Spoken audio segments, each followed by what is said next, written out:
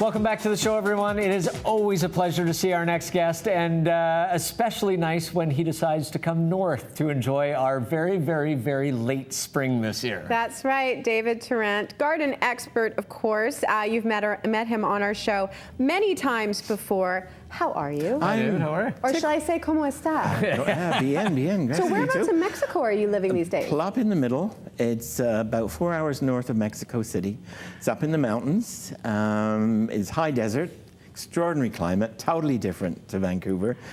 Dry from October right through until June. And then it's the rainy season, and then the flowers come out. And so what is it like, because you don't come up to Vancouver all that often anymore. No. What's it like when you come in, especially this time of year? Because it is an extraordinarily cold and late spring this year. It's hard to answer that.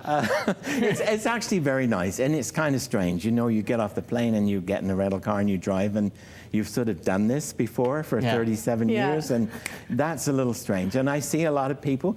Vancouver looks terrific. I know the spring is late, but I just went over also to Tofino for a few days, and my God, it's always beautiful there. The greenery, very different from the desert situation. How long ago did you start working with UBC's botanical garden? November 1969. Are you kidding? So is it like going home when you visit the botanical garden? It's very strange, yes it is. And I was saying to Fiona before we came on air, first time I went on the air with Switzer, Bob Switzer. The CBC was an old garage at Butte in Georgia. And you know, you drive down with your flowers and push them in the door, and then you do. And it was totally live, you know, before any of the taping sort of situation. So he'd sit there and read the news, and then he'd give me a terrible time. Now, before we get to the pictures, Yes, dear. what exactly is a botanical garden? Oh, it's a truly, try harder, David, a documented collection of plants. You need to know where the seeds came from, the cuttings came from within the world, so that it's like a living repository of rare plants. You know, maybe they've extinct in the wild, but you've got one here, and a lot of botanical gardens will share them around. Maybe some at UBC, some at Kew in England, some in the States, some in New Zealand. Do they often try and represent the locality and the locale?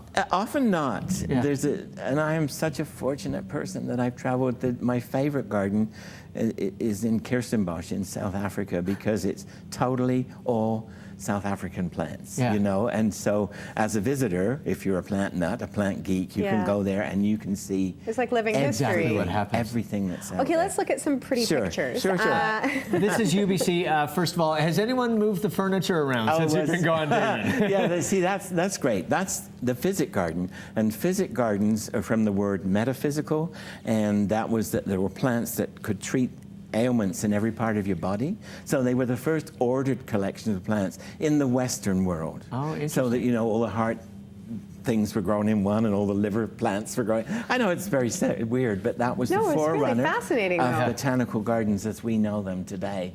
And that one, well, it's pretty cool. This is the Alpine Garden at UBC. Yeah, this is stunning. That is pretty neat, because it represents you can go for a walk around the world. You can start off in Australasia, and you can go to Europe, and you can go to Asia, and it's all out of UBC. Stroll through the world. Now, of course, growing food at home is something a lot of people want to get into. They want to learn the ropes. So tell us about this picture and what's happening. Well, this is the food garden, and they've got this affair coming up at the garden the day before Mother's Day. May 7th, May the 7th, and it's a growing affair, and they're going to have demonstrations on how you can put in raised beds in your home garden, grow food. I mean, we're all into this now. We want to know where our food comes from. And it's so easy to do it in your back garden. Yeah. It is, isn't it? There is no greater pleasure than grazing in your own backyard. You know, going out and plucking something out of the sun. It's just... And you know, all those years I sort of taught classes for home gardeners at UBC, and you will understand this, when you show somebody that they can actually do it, you know, it's still like the magic of Jack and the Beanstalk. You put the seed and it comes, and then, oh my God, we can eat this. We grew it, you know? It's a miracle. Gosh, we're simple beings, aren't we? We can do it. And of course, there's the amazing espaliered fruit trees out there. And Murray Kerlick, bless his heart, he's passed on now years ago, was self-taught and did this. And it's the old-fashioned way. They used to have fences like this in gardens in France and Europe, and it was a living fence. I mean, we think we're so smart now because we say, oh, we could do that. Well, it's been done before somewhere. That's right. And of course, he did that intricately. What kind of trees are those? They're apple trees. Really? And he struggled and struggled to get the UBC. You know, I can't imagine that would be easy, I know. but it's perfect. That's patience and time of a gardener right there. And you don't have to be that sophisticated. And actually, you can buy fruit trees now that are grafted onto dwarf fruit stocks, which means it keeps them small. Right. And you can actually reach the fruit and such. So it's lots and lots of fun. And we've got a Feast of Fields coming up. Well, this is Apple Festival. Apple Fest. This is in October. I think it's, I wouldn't say a victim of its own success, but it is so popular. They have thousands of people go out there, and it's like lining up to see the crown jewels. I guess that's a bad thing to say this week with the wedding and all that kind of stuff. But they have 57, 60 different varieties of apples, and you can actually go, you pay $2 and you go in and you taste all these different apples, and it's a revelation. Yeah, you don't because get an exposed to it. Always looks Right. like, but this one tastes different. And I'm this so one tastes- surprised when I see apples in the grocery store that aren't from British Columbia Oh, when I we know. live here, because we can grow so many different kinds. I know, it is extraordinary.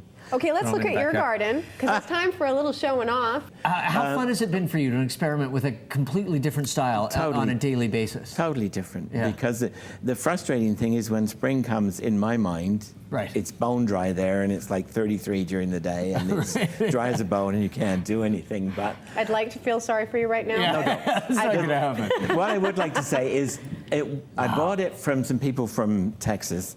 Bless their hearts, they had this big green lawn that they watered every third day, and it's in an area where water is scarce. Yeah. So I took the lawn out, and Good. the Native neighbors were plants, things horrified. that make And I sense. planted all these like jade plants and agaves and cactus. Couple cactuses? Yeah, because they don't need the water. And we have to take a quick look at your amaryllis Oh, sure. bed, because I've never seen. This is they're for gardening beautiful, nerds right here. First of all, but I have never seen an amaryllis bed. I've only seen single plants. Is this a tough thing to achieve? Well, they were there.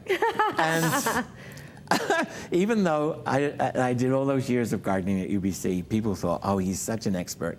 I used to find a plant that had a label on it, and I'd sit down and Mike would have me say, this is the plant of the week. So I'd say, oh, this week we have so-and-so, and I read the label, you know. So, no, I'm not a phony, but they were there.